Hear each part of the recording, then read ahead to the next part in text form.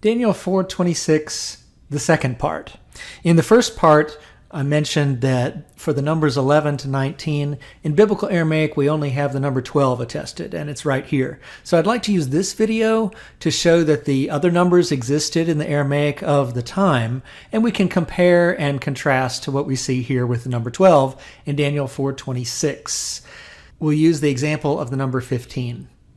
Here is 4Q209 in Discoveries in the Judean Desert 36. Now these are astronomical observations, and if we look in line 7, we see this text where it is the number 5 in the feminine construct placed before the word for 10. And so this compares very similarly to what we saw in Daniel 4:26, where if we remember the digits 3 to 9 have chiastic concord with the thing enumerated. So we expect to see different genders here, where the 5 number would be feminine and the 10 number would be masculine in its form.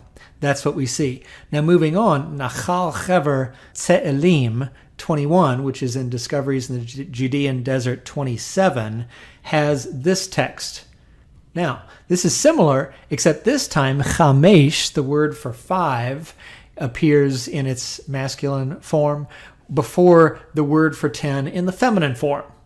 So this is completely in line with what we saw in Daniel 4:26, but for the number 15. But this is interesting. Let's look in Textbook of Aramaic Documents from Ancient Egypt by Porton and Yardeni of an elephantine papyrus, and this is authorization of boat repair. And this papyrus was written on January 12th, 411 BC.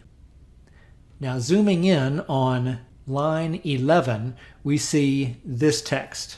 And it has the feminine form for 10 first. That is to say, placed before the small digit. And then you have the conjunction, interesting, and then the feminine form for 5. So we have a breakdown here. Grammatically speaking, we should expect, of course, the 10 word to appear second because we're expecting to see a construct. We don't even see a construct here, right? And then the small digit's supposed to be first, and we're supposed to see a difference in gender. We see none of that in this particular papyrus. So it's interesting, in ancient Aramaic documents, sometimes the grammar isn't as expected, both from Biblical Aramaic and the expectations we built up from number use in Biblical Hebrew. So coming back to Daniel 4:26.